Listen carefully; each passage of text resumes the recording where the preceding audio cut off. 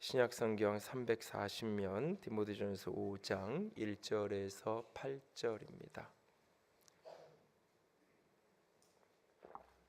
1절에서 8절까지 한 절씩 돌아가면서 읽습니다. 늙은이를 꾸짖지 말고 권하되 아버지에게 하듯 하며 젊은이에게는 형제에게 하듯 하고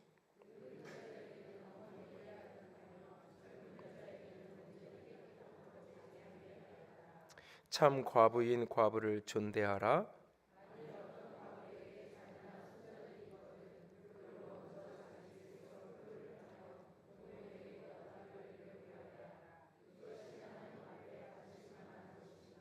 참 과부로서 외로운 자는 하나님께 소망을 두어 주야로 항상 간구와 기도를 하거니와 내가 또한 이것을 명하여 그들로 책망받을 것이 없게 하라.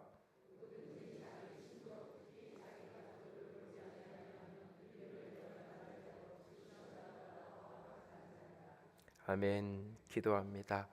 영광의 하나님, 사랑의 하나님, 이 시간 주의 음성 듣기 원합니다. 주께서 우리 가운데 말씀하여 주시옵소서.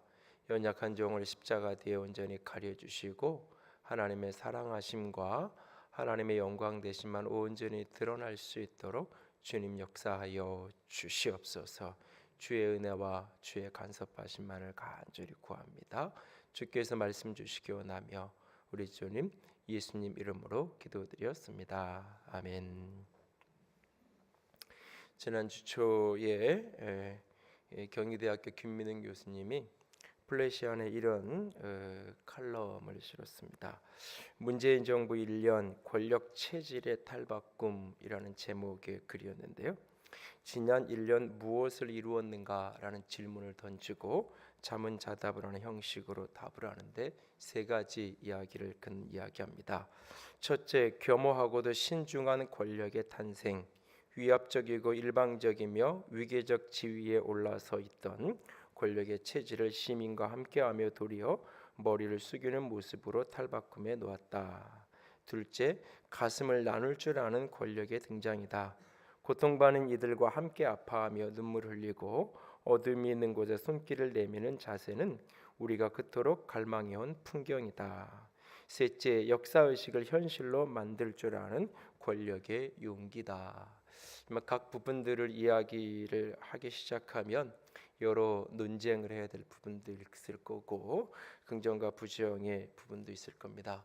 그러나 전체적인 맥락 속에서 어떤 이렇게 권력이 이전보다는 조금은 더 겸허해지고 겸손해졌다는 부분은 어떤 부분에 많은 부분 동의하는 부분이 있을 겁니다. 우리는 무능하고 왜곡된 권력에 대해서는 단호하게 저항하고 그것을 때로는 교체할 수도 있다는 그런 시대 속에 우리는 살아가고 있습니다. 이런 시대 속에서 선한 능력으로 산다는 것은 어떤 의미가 있을까?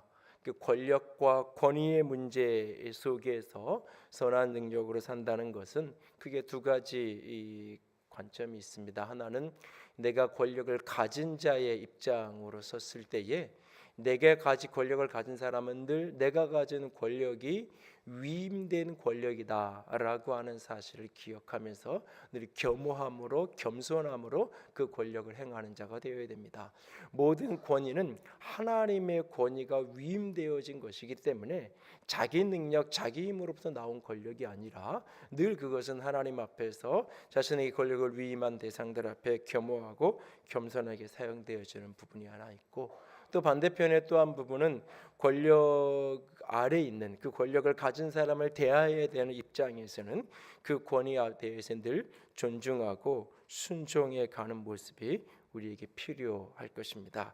그런 부분들은 베드로전서 2장 11절 17절 부분들을 여러분들이 개인적으로 조금 더 묵상해 가면 좋겠고요. 존 비비어는 존중이라는 책에서 신약 성경의 네 가지 권위의 영역에 대해서 위임된 권력에 대해서 나눈다고 말합니다. 정부, 교회, 가정, 사회에 대해서 위임된 권력과 권위에 대한 이야기를 한다고 말하면서 그것이 특별히 이제 모든 사람은 다 자기보다 위에 있는 권력을 가진 사람, 그리고 나와 수평에 있는, 옆에 있는, 그리고 누군가는 나보다 아래에 있는 그런 다양한 이 권위의 관계 속에, 권위 구조 속에 살아가는데, 이 관계성 속에서 우리가 어떻게 행동을 취하고 어떻게 우리가 살아갈 것인가 하는 문제는 선한 능력을 이 시대를 살아가는 사람들에게 깊이 숙고하고 검토해 보아야 할 문제입니다. 그 가운데에서 오늘은 어버이 주일을 맞으면서 가정에서의 권위, 특별히 부모의 권위에 대한 부분들을 조금 다루려고 합니다. 그 부모가 된 내가, 권위를 가진 부모로서 어떻게 그것을 행사하고 어떻게 부모로서 부모다운 권위를 가지고 겸손하게 살아야 되는가 하는 부분에 대한 초점은 다른 기회에 좀 나누기로 하고요.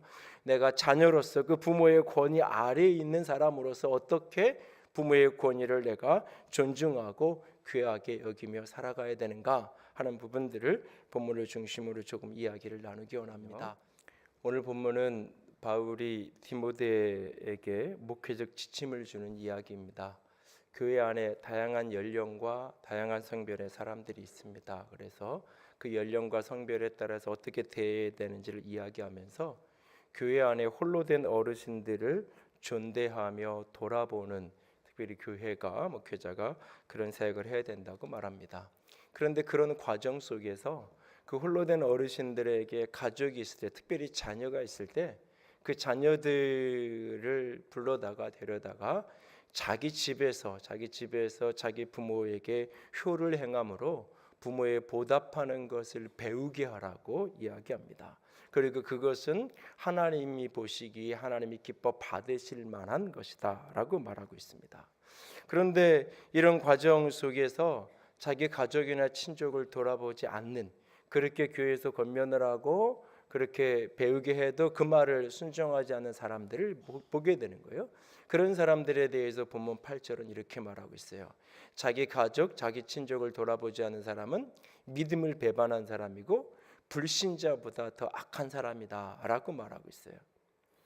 이 말씀을 문장 그대로 읽으면 자기 부모를 돌아보지 않는 사람은 하나님을 믿지 않는 사람하고 똑같은 거고, 불신자보다 사실은 더 악한, 하나님을 믿다가 안 믿는, 믿음을 배반한 것이고 불신자보다 더 악한 것이다 라고까지 오늘 본문에서 우리에게 말씀하고 있습니다. 특별히 오늘 본문 속에서 그 가정에서 자기 집에서 효를 행하여 부모에게 보답하는 것을 배워야 한다고 말합니다. 이것을 배워야 하는 중요한 이유가 뭐냐면, 내가 자녀를 사랑하고 자녀를 돌보는 것은 본능이고 본성이에요. 가르쳐주지 않아도, 배우지 않아도 그것이 흘러가게 되어 있어요.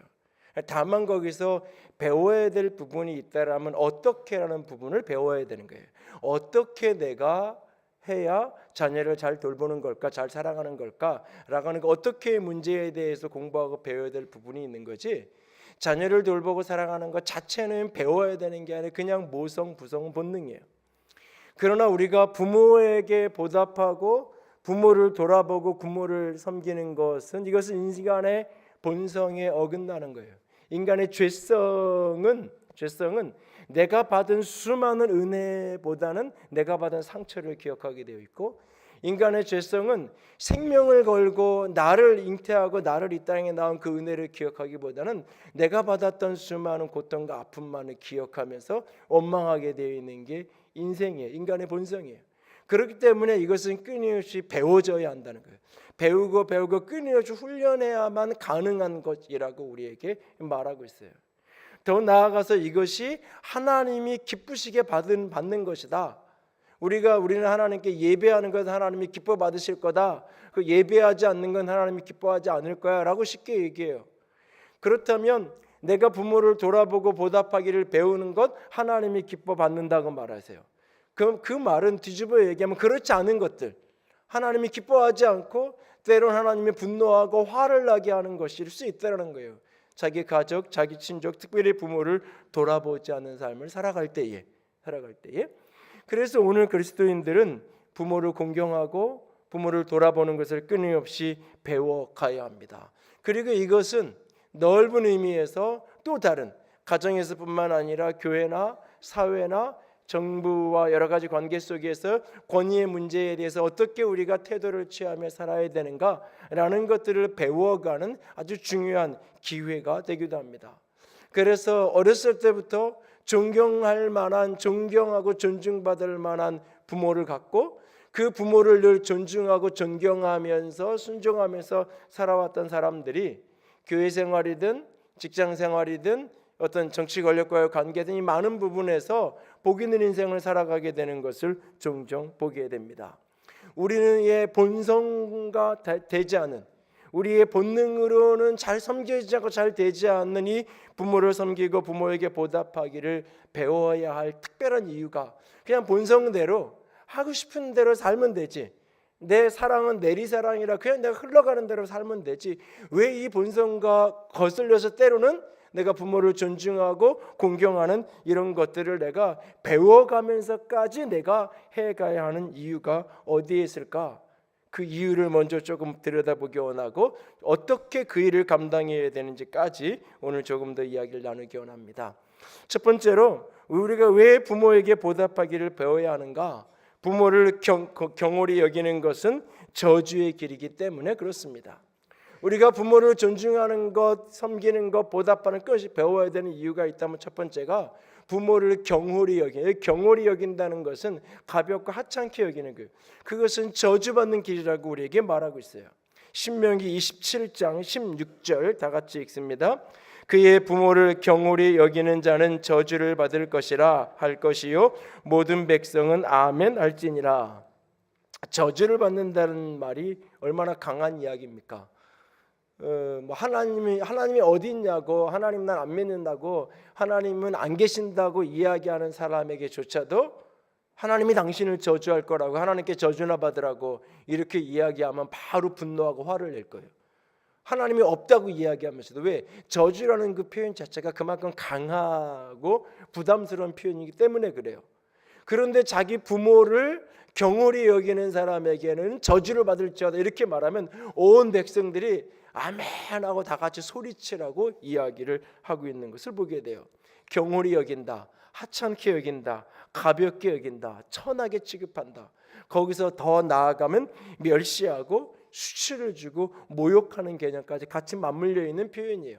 그러니까 무시하고 하찮게 여기는 그런 모습이에요. 성경을 보면 그렇게 부모를 경멸하고 경홀히 여겼다가 결국 자신과 자신의 자녀의 인생이 저주받는 인생이 되었던 여러 인물들이 등장해요. 대표적인 인물 가운데 하나가 르우벤이라는 사람이에요. 야곱의 장남이었던 르우벤. 사실 그는 아버지에 대한 상처와 분노가 가득한 인생이에요. 그것 때문에 끊임없이 아버지를 모욕하고 아버지를 멸시하는, 그가 아버지의 여자까지 손댔던 이유는 아버지를 멸시하고 싶어서예요, 사실은. 그래서 여러분들 한번 기회 되시면 창세기에 르우벤이라는 사람을 아버지와의 관계, 아버지 상처 그런 관점으로 야곱과 큰아들 르우벤의 관계를 한번 성경을 읽어보세요. 많은 부분의 지혜를 얻을 수 있을 거예요. 결국은 그것 때문에 그는 장자이면서도 영적인 장자권도 육적인 장자권도 다 사실은 그는 상실하는 인생을 살아갈 수밖에 없었던 것을 보게 돼요. 술 취하고 널브러져 있는 노아의 막내 아들이었던 함 역시 부모를 경홀히 여겼다가 자신과 자신의 자녀들에게 저주의 문을 열었던 인생인 것을 보게 돼요. 홍수 이후에 농사를 지었고 노아가 술 먹고 취합니다. 술에 취해서 비틀거리면서 그가 자신의 장막에, 쉽게 얘기하면 자기 방으로 들어간 거예요. 자기 방에 들어가서 술 기운에 그냥 옷을 벗고 벌거벗고 그냥 누워서 쓰러져 잠들어 있어요. 그런 아버지를 막내 아들 함이 보게 되었어요. 의도적으로 그런 아버지를 뒤따라가 본 건 아닐 겁니다. 어떤 계기를 통해서 아버지의 벌거벗은 그 모습들을 보게 되었어요. 보고는 나와서 형들에게 떠들면서 이야기합니다. 아마 이런 식으로 이야기했을 거예요. 형들 믿어지지 않겠지만 아버지가 아주 술이 떡이 돼서 홀라당 벗고 가서 이렇게 널브러져 있어. 한번 가서 한번 봐봐 어떻게 돼 있는지. 아마 그렇게 얘기했을 거예요. 그것을 성경에서는 뭐라고 얘기하냐면 아버지의 하치를 보고 밖으로 나가서 그 두 형제에게 알렸다라고 창세기 9장에 언급되어 있어요. 그런데 이 동생의 이야기를 들은 셈과 야벳 그 형들의 반응은 조금 달라요. 동생들처럼 반응하지 않아요. 옷을 들고 자신의 시각을 가리면서 뒷걸음질 쳐서 아버지의 방에 들어가서 아버지의 벌거벗은 몸을 덮어요. 아버지의 수치를 보지 않아요. 그리고 다음날 아침에 깨어난 아버지가 함의 이야기를 듣고 그를 향하여 예언적인 이야기를 하는데 그 예언적인 이야기는 다 함과 그의 자손인 가나안 족속에 대한 저주의 메시지인 것을 보게 돼요.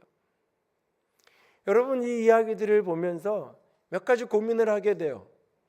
부모의 도덕적인 실패, 노아의 도덕적인 실패, 부모의 허물과 연약함은 자녀들에게 그럼에도 불구하고 내가 이런 부모를 존중해야 될까? 그렇지 않을까라고 하는 것을 시험받게 하는 시험의 현장, 테스트의 현장이 되어진 것을 보게 돼요.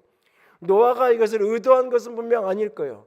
그러나 아버지의 그 도덕적인 실패는 자녀의 눈에 비쳤을 때에 허물 있는 모습으로 흠 많은 모습을 보였던 그 아버지의 모습 앞에서 그럼에도 불구하고 내가 아버지를 존중할 것이냐 공경할 것이냐 그렇지 않을 것이냐라는 사실은 선택의 기로에 서게 해요. 특별히 함이 했던 이야기는 거짓말을 한 게 아니에요. 함은 그냥 가서 봤더니 아버지가 술 먹고 취해서 쓰러져 있는 모습을 그냥 본 거예요. 보고는 사실을 사실대로 이야기한 거예요. 그는 옳은 이야기를 했어요. 틀린 이야기를 한 게 아니에요. 맞는 이야기를 했어요. 그런데 그 중심의 태도는 잘못되어 있어요. 아버지를 경멸하는, 아버지를 멸시하는, 아버지를 무시하는, 아버지를 하찮게 여기는 그런 마음에서 그 사실을 이야기하고 있는 거예요. 객관적 사실이 없었던 이야기를 만들어낸 게 아니에요. 사실을 사실대로 이야기했어요. 그러나 중심에 아버지를 무시하고 경멸하고 있었어요. 그 중심에서 아버지를 경홀히 여기고 하찮게 여겼던 그는 저주를 받고 그의 자손들에게 저주의 문을 열게 되는 슬픈 이야기를 우리는 보게 돼요. 오늘 우리의 인생 속에서 우리가 얼마나 많은 경우 부모를 하찮게 여기나요?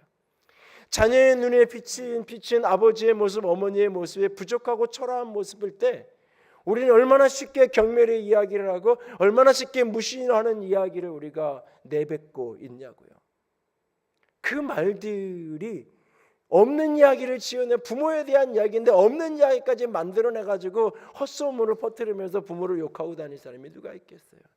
있는 일이니까, 부모가 한 짓이니까, 아버지가 한 짓이니까 이야기하는 거죠. 그런데 그 중심에 부모에 대한 경홀히 여기는, 하찮게 여기는 마음, 그 중심으로부터 출발했다면 그것은 잘못된 것이라는 겁니다. 부모를 경홀히 여기는 자에게 저주가 있을 것이라고 말하고 있어요. 나아가서 우리가 부모를 존경하고 존중해야 되는 이유가 있다면, 그것을 배워야 될 이유가 있다면 또 하나는 부모를 공경하는 것이, 부모를 공경히 여기는 것이 축복의 길이기 때문에 그렇습니다. 하나님의 약속이 있는 첫 계명이 부모를 공경하는 거라고 그랬어요. 에베소서 6장 2절과 3절 말씀 다 함께 읽습니다. 내 아버지와 어머니를 공경하라. 이것이 약속이 있는 첫 계명이니 이로써 내가 잘되고 땅에서 장수하리라. 가끔 아이들이 엄마한테 그런 얘기를 한다 그러죠. 나는 주일학교 선생님인 교회학교 교사하는 우리 엄마가 제일 좋아. 왜냐하면 너무너무나 친절하게 아이들에게 대하는 모습을 보면서 나한테도 그래줬으면. 근데 거꾸로 때로는 우리 부모님들도 그러실지 몰라요.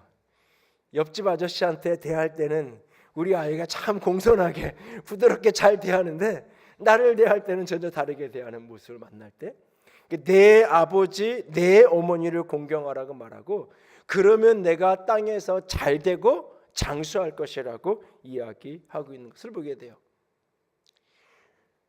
부모를 공경함으로 땅에서 잘되고 장수하는 축복을 이루던 성경의 인물들이 여러 등장해요. 대표적인 인물 중에 하나를 꼽으면 이삭이에요. 나이 많은 아버지가, 할아버지 된 아버지가 어떻게 노망이 들어도 그렇게 들을 수 있는지, 자기 아들을 죽이겠다고 죽여서 각을 떠서 하나님께 제사를 드리겠다고, 하나님을 믿어도 정도껏 믿어야지 어떻게 아들을 잡아가지고 제단에서 각을 떠서 불태워서 제물로 드린다는 생각을 하고 그것을 실행하려고 칼을 내리꽂으려고 하는 그 순간까지도 그 아들은 아버지에게 순종하고 있어요. 아버지가 정신 나갔다가 아버지가 미쳤다고 소리 지를 수 있는 상황이에요, 분명히. 그런데 순종함으로 그 제단 위에 누워있는 그 아들의 모습을 봅니다. 여러분, 사적으로는 장인이고 공적으로는 한 나라의 왕이었던 사울, 그 사울을 대하는 다윗의 모습도 마찬가지예요. 개인적으로는 장인이고 그 나라로는 국가의 지도자고 왕이었던 그 사람이 어떻게 자기를 대하고 있는지 너무너무나 고통스러운 시절을 다윗은 보내야 했어요. 그러던 어느 날 다윗이 2번 완벽하게 사울을 암살할 수 있는 기회가 찾아와요. 특별히 2번째 기회 때는 사울이 아직 깊이 잠들어 있어요. 깊이 잠들어 있고 잠든 머리맡에는 창이 꽂혀 있어요.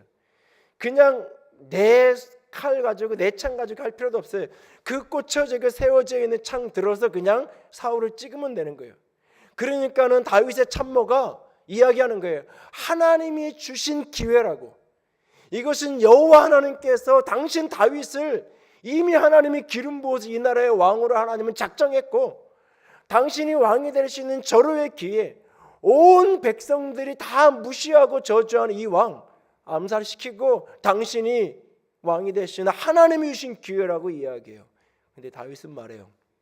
아니라고.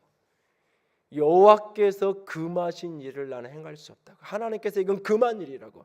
하나님의 기름 부은 자로 손대는 나는 하나님이 금하신 일이라고. 그는 손대지 않아요.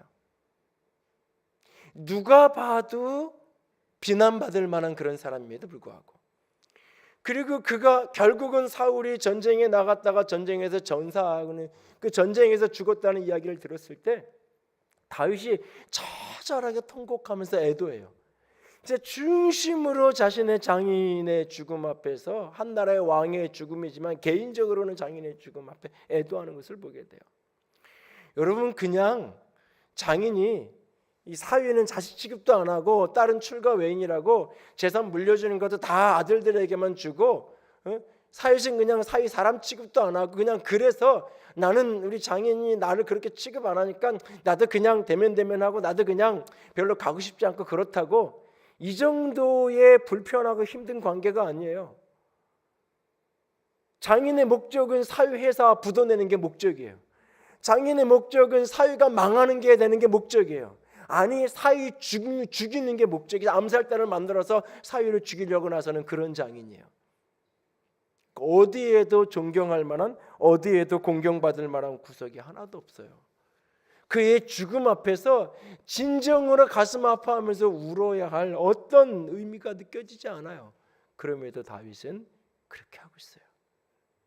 그 존중이 여기는 그것이 다윗의 인생을 수많은 허물과 연약함에도 불구하고 존중받는 인생이 되게 했던 비밀입니다. 부모를 경홀히 여기고 돌보지 않는 사람은 믿음을 배반하는 것이고, 그것은 불신자보다 악한 것이라고 말씀을 우리에게 말하고 있어요. 반면에 자기 집에서 효를 행하고 부모에게 보답하기를 배우는 사람은 그것은 하나님 앞에서 받으실 만한 것이라고 말하고 있어요. 왜? 부모의 권위는 위임된 권위이기 때문에. 부모의 권위 그 너머에는 하나님의 권위가 있어요. 부모의 권위가 아무리 하찮아 보였다고 해서 내가 그것을 경홀히 하찮게 여기면 그것은 그 너머에는 하나님의 권위를 내가 흔들고 무시하는 거예요. 그러니 하나님이 내게 복을 주실 수 없는 거예요. 부모가 연약하고 초라하고 무시받아 당연한 모습이었다 할지라도 내 부모이기에 내가 그를 존중하고 귀하게 여기면 그 위에 있는 하나님의 권위를 내가 존중히 여기고 귀하게 여기는 모습이기에 하나님이 우리에게 복 주시고 하나님이 우리에게 살아가는 인생 속에 잘 되게 하시고 장수하게 한다라고 말씀하고 계세요. 여러분 자녀들이 잘 됐으면 좋겠고, 여러분 자녀들이 건강하게 장수했으면 좋겠잖아요. 그걸 진짜 원하신다면 여러분들이 가장 정확하게 가장 많이 가르쳐야 되는 게 뭐냐면 부모에게 효도하는 것을 가르쳐야 돼요. 철들면 알겠지, 때 되면 알아서 하겠지. 아니, 몰라요. 인간의 본성은 그것은 가르쳐주지 않으면 배워지지 않는 거예요. 그것은 가르쳐줘야 돼요. 왜? 그래야 하나님이 그 아이들의 인생을 복되게 할 수 있으니까. 부모로서 내가 내 인생을 세워가는 자녀들 앞에 가장 복된 인생은 뭐냐? 자녀들 입장에서 존중해도 될 만한 부모의 모습으로 내 삶을 갖고 가는 거예요. 자녀 입장에서 끊임없이 아버지가 무시가 되는데 하나님이 무시하지 말라 그래서 끊임없이 자기 부인을 하면서 안 하려고 노력하는 그런 아이들에게 힘든 십자가를 지어지는 게 아니라 마음속에서부터 존경이 우러나올 만한 그런 아버지의 인생, 어머니의 인생을 살아갈 때, 그런 자녀로 살아갈 때, 자녀의 입장에서 공경하려고 애쓰지 않아도, 존중하려고 힘들지 않아도 존중할 만한 부모의 인생으로 부모가 자신을 갖고 간 그런 아버지 밑에 어머니 밑에 자란 자녀일 때 부모를 존중할 수밖에 없잖아요. 공경할 수밖에 없잖아요. 그러면 그의 인생은 잘 되고 장수할 것이라고 말씀을 우리에게 말하고 있어요. 그러므로 우리는 자녀들 인생을 잘 되게 하기 위해서 자녀들 인생을 빚어내는데 너무 많은 에너지를 쏟을 필요가 없어요. 더 중요한 것은 내 인생의 뒤에서 나를 바라보고 있는 그들의 눈에 비친 내 인생이 존중할 만한 인생인지, 내가 부유한 자든 가난한 자든 내가 권력 있는 자는 그렇지 않든 상관없이 그들이 내 뒷모습을 보면서 존중할 만한 인생을 살아가고 있는지, 거기에 에너지를 사실을 가장 중요하게 쏟아야 돼요. 그것이 내가 자녀들의 인생을 축복으로 열어가는 가장 중요한 통로예요. 사실 그것이 되지 못하면서 아무리 그 아이들의 복이 잘 되게 원하고 복을 열어가려고 할지라도 사실 쉬운 일이 아닐 수 있다는 거예요. 왜 우리가 부모를 공경하는 것, 존중하는 것, 부모에게 보답하는 것을 배워가야 하는 것인가? 부모를 경홀히 여기는 것은 하나님께로부터 화를 받는 길이고, 부모를 존중하고 공경하는 길은 하나님께로부터 복을 누리는 길이기 때문에 그렇습니다. 오늘 우리가 부모를 존중하고 공경하는 것을 끊임없이 배워서 하나님의 축복이 되는 모두가 될 수 있기를 원합니다. 어떻게 해가야 할까요? 첫 번째로 따뜻한 시선, 따뜻한 눈길로 부모와 부모의 인생을 바라볼 수 있기를 원합니다. 따뜻한 시선을 가지고 부모를 바라보기 시작하면 보이지 않던 게 보입니다. 이찬원 선생님의 엄마의 얼굴이라는 글에 보면 엄마의 얼굴이 선명하게 보일 때는 언제일까요? 엄마와 마주 앉아 이야기를 나눌 때일까요? 아닐지도 모릅니다. 엄마 앞에서는 엄마의 얼굴이 선명하게 보이지 않을 수도 있습니다. 우리는 일상적이고 당연한 것들을 유심히 바라보지 않기 때문입니다. 그렇다면 엄마의 얼굴이 선명하게 보일 때는 언제일까요? 엄마와 아주 멀리 아주 오랫동안 떨어져 있을 때 문득 엄마가 보고 싶다면 엄마의 얼굴이 선명하게 보일 것입니다. 엄마 얼굴을 다시 보고 싶어도 영원히 다시 볼 수 없을 때 엄마의 얼굴은 가장 선명하게 보일지도 모릅니다. 눈으로 볼 수 있다는 것은 축복이지만 눈으로 볼 수 있기 때문에 볼 수 없는 것이 있다는 크나큰 아이러니를 발견합니다. 엄마의 얼굴처럼 눈이 아니라 마음으로 바라볼 때 비로소 선명하게 보이는 것들이 있습니다. 부모의 인생, 부모의 삶을 진짜 마음으로 바라보기 시작할 때, 따뜻한 시선, 따뜻한 눈길로 바라보기 시작할 때 보이지 않던 것들이 보이기 시작합니다. 저는 어버이날 사랑하는 아버님을 여의었던 친구를 보았습니다. 어린 시절 동병상련으로 아버지에 대한 아픔을 같이 느끼며 어린 시절을 보냈던 친구입니다. 장례를 다 치르고 며칠 후에 한 통의 문자가 왔습니다. 장문의 내용 중에 한 문장이 이렇습니다. 젊었을 때 때론 아버지께서 저희를 힘들게 하셨던 적도 있었습니다. 이 짧은 문장 속에 그 친구가 아버지 때문에 어떤 부분이 어떻게 힘들었는지 수많은 사건들, 수많은 이야기들이 제 기억 속에 스쳐갑니다. 그렇지만 아버지가 계신 것만으로도 너무나 든든했고 저에겐 세상에서 단 하나뿐인 아버지셨습니다.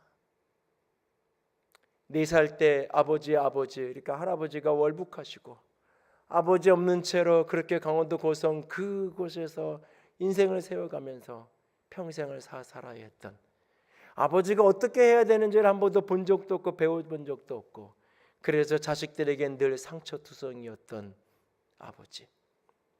그 아버지의 인생이 이해되기 시작한 때가, 아버지의 인생이 눈에 들어오고 마음에 들어온 지가 불과 몇 년이 안 됐는데 이제야 조금 그렇게 4살 때 아버지 없는 인생을 시작해서 어떻게 고단한 인생을 살고 저 자리까지 저렇게 오셨는지를 이제야 조금 이해하게 됐는데 그렇게 세상을 떠나셨다고. 여러분의 인생 속에서 우리 아버지는 왜 저런가, 우리 어머니는 왜 저런가, 그런데 조용히 눈을 감고 그분의 인생의 자리에 내가 가서 서 있었다면 나는 과연 저만큼이라도 해낼 수 있을까? 나는 과연 저 정도라도 인격이 왜곡되지 않고 살 수 있었을까? 나는 과연 저 정도라도 자식들을 책임지며 돌볼 수 있었을까? 한번 조용히 눈을 감고 돌아보십시오. 이번 주간 예레미야서 큐티 본문 가운데 블레셋 사람들의 아버지에 대한 이야기가 나옵니다. 아버지의 손맥이 풀려서 자기의 자녀를 돌보지 못하더라. 아버지는 안 하는 게 아니라 못하는 거였어요. 해줄 수 있는데 안 한 게 아니라 때로는 능력이 없고 때로는 지혜가 없어서 하고 싶지만 할 수 없어서 못했던 수많은 것들, 힘들고 고단한 그들의 인생을 조금은 따뜻한 시선으로 한 번 더 바라보십시오. 많은 부분들이 보이기 시작할 것입니다. 그것이 부모의 사랑에 보답하는 출발입니다. 두 번째는 감사의 손길로 그들을 잡을 수 있기를 원합니다. 가장 최근 부모의 손을 잡아본 것이 언제였나요? 산모는 과다 출혈로 탈진을 해서 쓰러져 있고 갓난아기는 막 태어난 아이는 울고 있고 분만실을 온통 피바다가 되어 있는, 그리고 분만실 밖 복도에 선 아이의 아빠는 차라리 죽을 거면 둘 다 죽으라며 어찌할 바를 모른 채로 눈물만 흘리며 주저앉아 있는 풍경. 50년 전 부산의 어느 작은 병원 분만실과 그 앞 풍경입니다. 그렇게 죽음의 사선을 넘어서 어머니는 나를 낳았고 아버지는 나를 키우셨습니다. 그렇게 모든 부모는 죽음의 사선을 거쳐가면서 우리를 낳았고 우리를 돌보았습니다. 욥기서를 읽다가 어느 날 욥이 나의 손을 잡아줄 자가 누구리까 소리칩니다. 나의 손을 잡아줄 자가 누구리까? 이 말씀을 읽는데 스쳐가는 교인들이 스쳐가고 친구들이 스쳐가고 누가 좀 내 손 좀 잡아줬으면 좋겠다고 외치는, 그런데 그 끝자락에 내 육신의 부모님이 스쳐갑니다. 여러분, 아들이 아들인지도 모르는 때가 돼서야, 그렇게 요양병원 그 어느 한 구석에 누워있을 때가 돼서야 손을 제일 많이 잡아보는 그런 어리석음이 되지 않기를 원합니다. 딸을 딸이라고조차 못 알아보는 때가 돼서야 그 손을 잡고 엄마 나 막내딸 왔어요, 엄마 나 큰아들 왔어요, 기억하세요. 그제서야 그 손을 따뜻한 온기로 잡지 말고 조금이라도 힘있고 조금이라도 건강하실 때 한 번이라도 더 그 손을 감사의 손길로 잡을 수 있기를 원합니다. 가장 받고 싶은 상이라는 제목의 동시를 읽었습니다. 2016년 전주 우덕초등학교 6학년 1반 이슬양이 쓴 동시입니다. 암으로 세상을 떠난 엄마를 그리워하며 1년여가 지난 어느 날 쓴 6학년 아이의 작품입니다. 가장 받고 싶은 상, 아무것도 하지 않아도 짜증 섞인 투정에도 어김없이 차려지는 당연하게 생각되는 그런 상, 하루에 3번이나 받을 수 있는 상, 아침상, 점심상, 저녁상, 받아도 감사하다 말 한마디 안 해도 되는 그런 상, 그때는 왜 몰랐을까? 그때는 왜 못 보았을까? 그 상을 내쉬는 주름진 엄마의 손을 그때는 왜 잡아주지 못했을까? 감사하다는 말 한마디 꺼내지 못했을까? 그동안 숨겨놨던 말, 이제는 받지 못할 상 앞에 앉아 홀로 되뇌어 봅니다. 엄마 사랑해요. 엄마 고마웠어요. 엄마 편히 쉬세요. 세상에서 가장 받고 싶은 엄마 상 이제 받을 수 없어요. 이제 제가 엄마에게 상을 차려 드릴게요. 엄마가 좋아했던 반찬들만 한가득 담을게요. 하지만 아직도 그리운 엄마의 밥상, 이제 다시 못 받을 세상에서 가장 받고 싶은 우리 엄마 얼굴상. 당연한 듯 잊혀져 있던 부모에 대한 기억을 새롭게 떠올리게 한 시였습니다. 감사의 손길로 오늘 우리의 부모의 손을 잡을 수 있기를 원합니다. 아니, 잡고 싶어도 더 이상 베일 수 없는 그런 형편이 되었다고요? 따뜻한 가슴으로 감사의 마음으로 그를 아름다운 추억으로 기억할 수 있기를 원합니다. 마음의 손을 내밀어 감사의 기억으로 우리의 부모들을 기억하고 잡아줄 수 있기를 원합니다. 그리고 세 번째, 지갑을 열어 그들의 필요를 채울 수 있기를 원합니다. 열려진 지갑으로 어른들의 필요를 채우고 공급해 갈 수 있는 저와 여러분이 될 수 있기를 원합니다. 커피 브레이크 소그룹 사역을 하시는 루이스 조 집사님이 이런 글을 올렸습니다. 글의 제목은 밤새 집에 도둑이 들었다입니다. 글은 이렇게 시작이 됩니다. 엄마, 집에 안 쓰는 그릇 있어? 큰 딸아이가 전화를 했는데 나는 드디어 올 것이 왔다는 직감을 했다. 시집간 딸이 친정에 오면 도둑이 된다더니 이제 우리 집에도 시작됐나 보다. 엄마, 안 쓰는 걸로만 줘. 어머, 이거 너무 이쁘다. 나 이게 없어서 그동안 국수도 못 해 먹었잖아. 이건 우리 집에 더 어울리겠는데? 엄마, 이제는 베이크 안 하니까 이런 거 다 필요 없지? 엄마가 전에 나 준다고 뭐 산 게 있었는데 그게 어떤 거지? 이것저것 생활도구부터 다 챙깁니다. 다음 날 아이가 떠났다. 차 트렁크와 앞뒤에 바리바리 넣었는데도 다 들어가질 못했다. 남은 것은 다음 달 우리 부부가 직접 배달해 주기로 했다.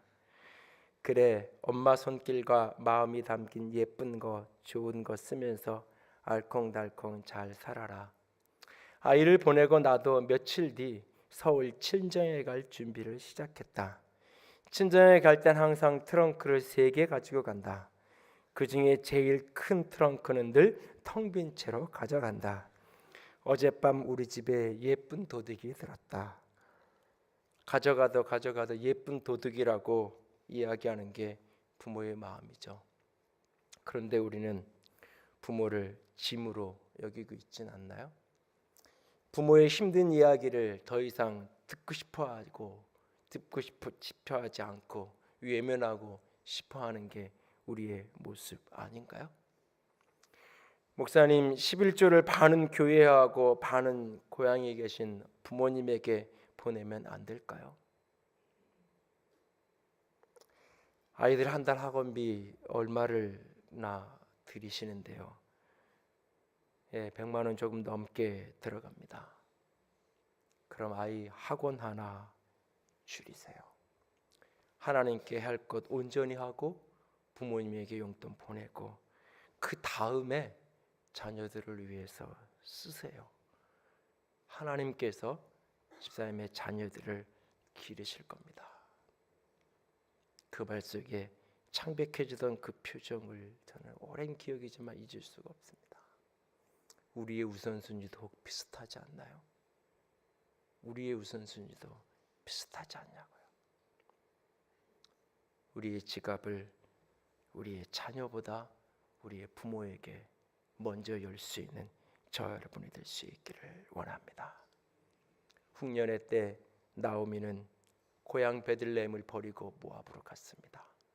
그곳에서 남편을 잃었고 그곳에서 자식을 잃었습니다. 며느리와 그렇게 덩그러니 남은 그가 고향으로 돌아오는 그 길에 며느리 룻은 그와 함께 따라옵니다. 그리고 그렇게 시어머니와 함께 고향에 따라온 그는 베들레헴으로 돌아온 남편의 고향, 시어머니의 고향으로 온 그는 생명을 걸고 위험한 이삭 죽기를 나섭니다. 어머니를 먹이기 위해서. 먹을 것이 없는 그 형편에 어머니의 끼니를 해결하기 위해서 이삭 죽기에 나섭니다. 이삭 죽기에 나선 그 룻을 보는 동네 사람들 말입니다. 성경은 이렇게 기록합니다. 룻기 2장 11절 12절 같이 읽습니다. 내 남편이 죽은 후에 내 시어머니에게 행한 것과 여호와께서 내가 행한 일에 보답하시기를 원하며 이스라엘 하나님 여호와께서 그의 날개 아래에 보호를 받으러 온 내게 온전한 상 주시기를 원하노라 라고 말합니다. 내가 시어머니에게 했던 일, 남편이 죽은 후에 내가 시어머니에게 했던 그 일에 대해서 하나님이 너에게 보답하시기를 원한다. 그리고 내가 오늘 이렇게 부모를 섬기는 이 일은 하나님의 보호하심 아래 보호를 받으러 온 행동이다 라고 이야기하고 있어요. 룻은 하나님을 붙들고 하나님의 보호를 받기 위해 사실 그 길을 온 게 아니에요. 시어머니와 동행해야 했기에 시어머니의 필요를 채우기 위해서 이삭 죽기에 나섰을 뿐이에요. 이렇게 하면 하나님이 나에게 복 주겠지, 이렇게 하면 하나님이 내 인생 책임져 주시겠지 하는 것 때문이 아니에요. 그저 그 시어머니를 위해서 자신이 할 수 있는 일을 해갈 뿐이었어요. 그런데 그것을 성경은 말해요. 하나님의 보호 아래 있는 거라고. 하나님의 보호 아래 있는 거라고. 내가 내 부모를 공경하고 섬기는 것, 그것은 내 인생을 하나님의 보호하심 아래 두는 믿음의 행위요, 믿음의 삶입니다. 모든 권위는 위임된 권위이기에 그 권위를 행사하는 사람은 늘 겸손함으로 그것을 행해가야 합니다. 모든 권위는 위임된 권위이기에 그 권위 앞에 우리는 존중함으로 살아야 합니다. 부모를 경홀히 여기는 것은 저주의 길이고 부모를 공경하는 것은 축복의 문을 여는 것이라고 말씀을 우리에게 분명히 말하고 있습니다. 그러므로 내 부모의 인생을 따뜻한 시선으로 바라볼 수 있기를 원합니다. 그리고 감사의 손길로 그들의 손을 잡아줄 수 있기를 원합니다. 그리고 내 지갑을 조금 열고 함께 그들의 필요를 채워갈 수 있는, 그때에 하나님이 우리를 복주시고 그때에 그 모든 것이 하나님의 받으실 만한 것이 되어서 저와 여러분의 인생을 영광스럽게 빚어 가실 것입니다. 그 은혜가, 그 영광이 우리 가운데 가득할 수 있기를 주님의 이름으로 부탁을 드립니다. 우리 앞에서 함께 헌금하면서 찬양했던 찬송가 579장 1절과 4절만 한 번 더 찬양하시고 기도하도록 하겠습니다. 어머니의 넓은 사랑, 어머니의 넓은 사랑, 귀하고도 귀하다. 그 사랑이 언제든지 나를 감싸줍니다.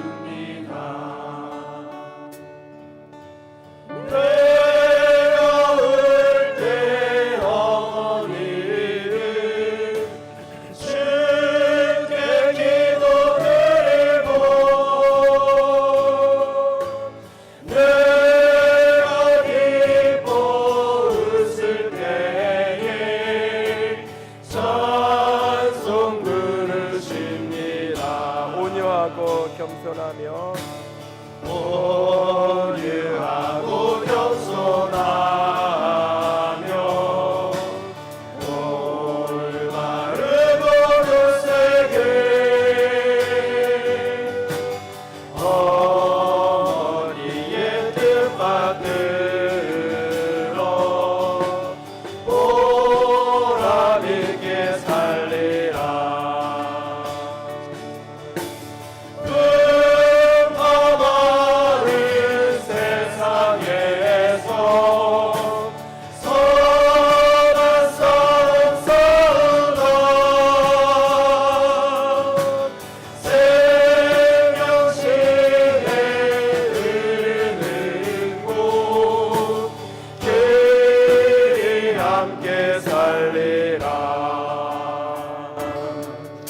같이 기도합니다. 주님, 내 부모를, 가족을 돌아보지 않는 것은 믿음을 배반한 자요 불신자보다 더 악한 것이라 주께서 말씀하셨습니다. 십자가에 달리신 주님께서 그 마지막 순간도 그 어머니를 요한에게 부탁하셨던 것처럼 주님, 자기 집에서 효를 행하여 부모에게 보답하기를 배우는 우리가 되게 하여 주시옵소서. 주님, 배워지게 하여 주시옵소서. 함께 기도합니다. 사랑의 하나님, 영광의 하나님, 주님만을 바라봅니다. 주의 영광 가운데, 주의 사랑 가운데, 주의 생명 가운데, 주의 영광과 주의 아름다우신 가운데 아버지 하나님 믿음의 길을 걸어가기 원합니다. 아버지 사랑의 길을 걸어가기 원합니다. 아버지 생명의 길을 걸어가기 원합니다. 주님 아버지 사랑하심으로 붙드시옵소서. 아버지 거룩함으로 붙드시옵소서. 아버지 영광으로 붙드시옵소서. 아버지 존귀함으로 붙드시옵소서.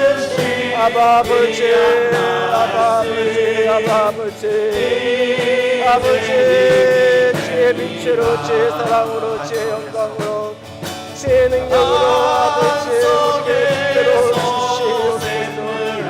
우리의 인생과 우리의 삶이 온전히 그에게 보답하며 우리의 공평하며 존중하며 사랑하며 살아가는 아름다운 사람 되게 하시옵소서.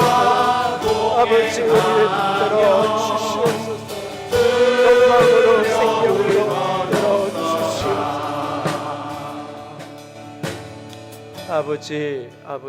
아버지 내 아버지와 내 어머니를 공경하라.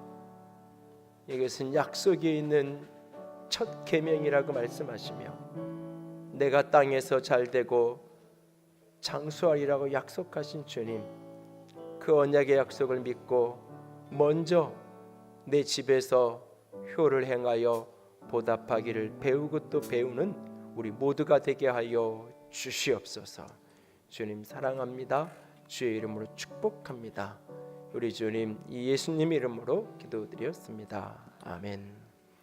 이제는 우리 주 예수 그리스도의 은혜와 하나님 아버지의 놀라우신 사랑하심과 성령 하나님의 교통하시며 기름 부으시는 그 은혜가 오늘도 존중하고 보답하는 것을 배움으로 하나님의 복된 인생 살아가기를 소원하고 원하는 모든 이들 위해 이제로부터 영원토록 함께 있을지어다. 아멘.